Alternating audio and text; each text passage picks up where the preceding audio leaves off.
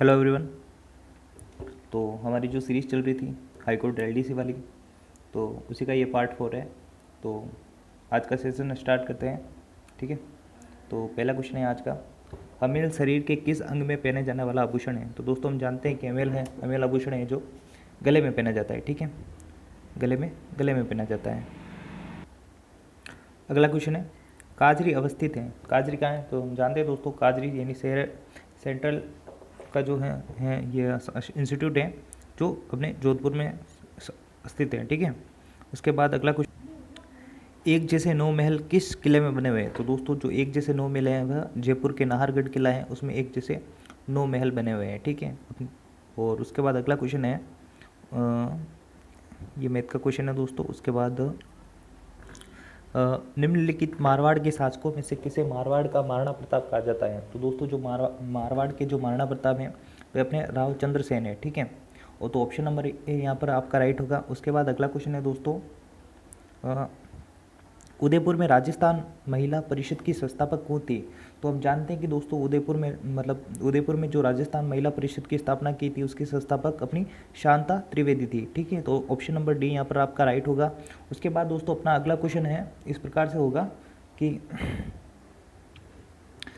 तारकसी का संबंध किससे है? तो दोस्तों हम जानते हैं कि जो तारकसी है वह राजस्थान के नाथद्वारा जो शहर है जो कि राजसमंद जिले में आता है उससे रिलेटेड है। ठीक है, उसके बाद दोस्तों अपना अगला क्वेश्चन होगा इस प्रकार से होगा, राजस्थान निक्षेप पोषण योजना का संबंध किससे है? तो हम जानते हैं दोस्तों निक्षेप पोषण योजना यानी जो योजना है राजस्थान सरकार की उसका संबंध टीबी मरीजों से है, जो टीबी के मरीजों की हेल्प के लिए बनाई गई है। ठीक है, उसके बाद दोस्तों अपना अगला क्वेश्चन इस प्रकार से होगा,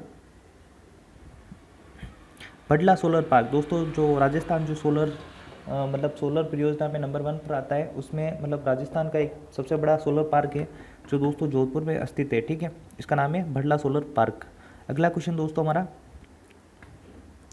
मारवाड़ राज्य में किस प्रकार के सामंतों को रेक, हुक्मनामा और चाकरी से 3 पीढ़ियों के लिए मुक्त किया जाता था? ठीक है, तो दोस्तों हम जानते हैं कि जो मारवाड़ राज्य था उसमें ये इनके जो होते ना सामंत, उनकी श्रेणियाँ थी। जो मारवाड़ राज्य में जो सामंत होते हैं उनकी श्रेणियाँ थी और उनमें जो 3 पीढ़ियों के लिए इनको कर से मुक्त रखा जाता था। तो ऐसे स्पेशल इनका जो अधिकार था वो राजवी का, जो राजवी जो सामंत होते थे उनको कर से मुक्त रखा जाता था उनकी 3 पीढ़ियों को।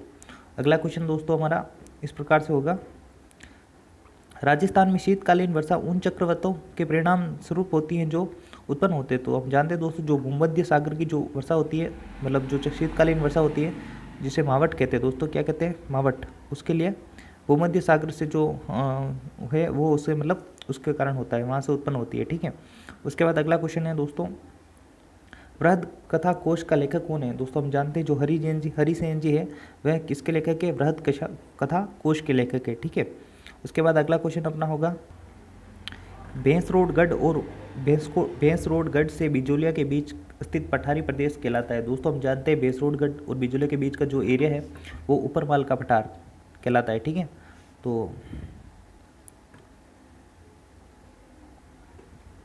अगला क्वेश्चन है दोस्तों हमारा, निम्नलिखित में से किस लोक देवताओं को ऊँटों के लोक देवता यानी ऊँटों का देवता माना जाता है? तो दोस्तों पाबूजी जो कि रायका या रेबारी जाति के भी कुल इष्ट देवता है जो ऊँटों के देवता के रूप से जाने जाते हैं। ठीक है, तो अगला क्वेश्चन अपना इस प्रकार से होगा दोस्तों, अगला क्वेश्चन है, राजस्थान में पर्यटन नीति किस वर्ष घोषित की गई? तो हम जानते हैं दोस्तों राजस्थान में पर्यटन नीति 2001 में घोषित की गई।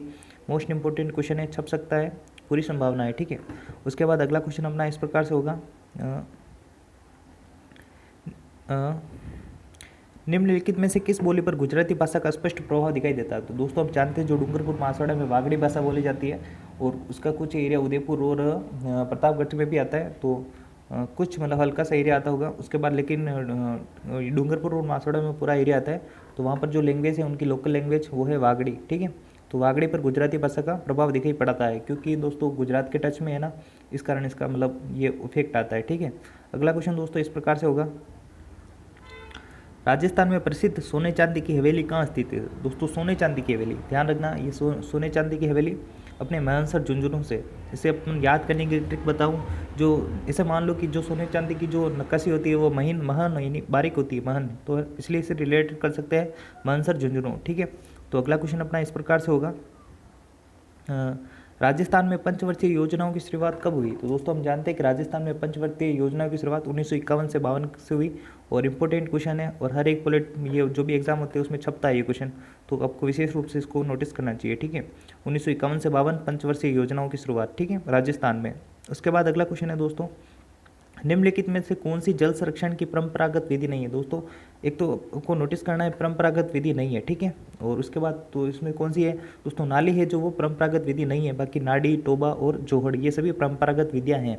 तो इस प्रकार से अगला क्वेश्चन होगा हमारा, अगला क्वेश्चन है दोस्तों हमारा, ग्रेट माउंटेन फॉल यानी महान सीमा भ्रंश कहाँ से नहीं गुजरता है? दोस्तों में ध्यान रखना चाहिए कि ये कोटा, सवाई माधोपुर और धौलपुर से गुजरता है, लेकिन ये उदयपुर से नहीं गुजरता। तो इसका आंसर होगा ऑप्शन नंबर बी, यानी उदयपुर से नहीं गुजरता है। और अगला क्वेश्चन हमारा इस प्रकार से होगा, 84 खंभों की छतरी कहाँ स्थित है? दोस्तों जो 84 खंभे है उसकी छतरी दोस्तों बूंदी में स्थित है, ठीक है। तो आंसर नंबर डी राइट होगा यहाँ पर। उसके बाद अगला क्वेश्चन है दोस्तों, पिछवाई चित्रण किस चित्रकला शैली से संबंधित है? दोस्तों हम जानते हैं जो पिछवाई चित्रकला है वह नाथद्वारा शैली से रिलेटेड है, तो इसका आंसर नंबर ए होगा। उसके बाद अगला क्वेश्चन दोस्तों, मारवाड़ के राठौड़ राजवंश का संस्थापक कौन था? दोस्तों जो मारवाड़ का जो राठौड़ राजवंश था उसका संस्थापक राव जोधा था, ठीक है। सॉरी गाइस, इसका आंसर है ऑप्शन नंबर ए होगा, राव सिंह होगा, ठीक है। तो answer number option number A is right, Rao Singh. अगला क्वेश्चन है दोस्तों, लंपी डिजीज के कारण स्वास्थ्य समीक्षा हुई। दोस्तों हम जानते हैं कि जो लंपी रोग था वह यानी मवेशियों को आया था, विशेषकर उसमें मवेशियों में भी अगर पूछा जाए तो गाय में हुआ था, ठीक है।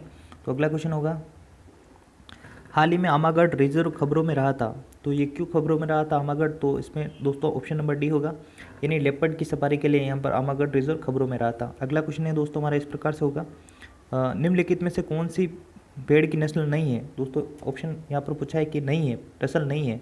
तो दोस्तों हम जानते हैं कि जो राठी होती है वह एक नस्ल है जो भेड़ की नस्ल नहीं है। उसके बाद ये चोखला और नाली और पुगल ये तीनों भेड़ की नस्ल हैं। तो ऑप्शन नंबर यहाँ पर B is right, okay, sorry A is right. उसके बाद अगला क्वेश्चन है, 19 से 20 अगस्त 2022 को डिजी फेस्ट आयोजित किया गया। दोस्तों हम जानते हैं कि डिजी फेस्ट ये जयपुर में किया गया था। उसके बाद अगला क्वेश्चन है, राजस्थान में क्रांति का प्रारंभ 28 मई 1857 को नसीराबाद छावनी के किस सैनिकों द्वारा किया गया था? तो दोस्तों जो राजस्थान में जो क्रांति का शुभारंभ हुआ था वह बंगाल नेटिव इन्फेंट्री यानी जो बंगाल नेटिव इन्फेंट्री के जो सैनिक थे उन्होंने 28 मई 1857 को क्रांति का मतलब शुभारंभ किया था। और अगर पूछे कौन सी बंगाल नेटिव इन्फेंट्री, तो यह 15वीं बंगाल नेटिव इन्फेंट्री थी, ठीक है। उसके बाद अगला क्वेश्चन दोस्तों,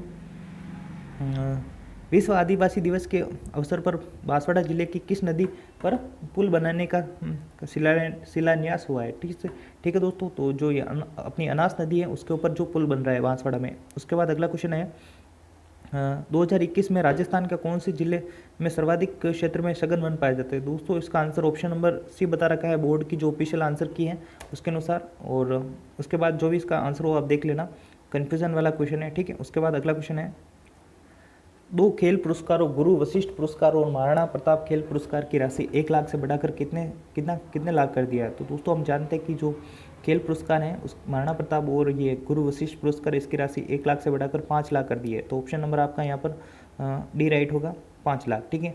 उसके बाद अगला क्वेश्चन दोस्तों,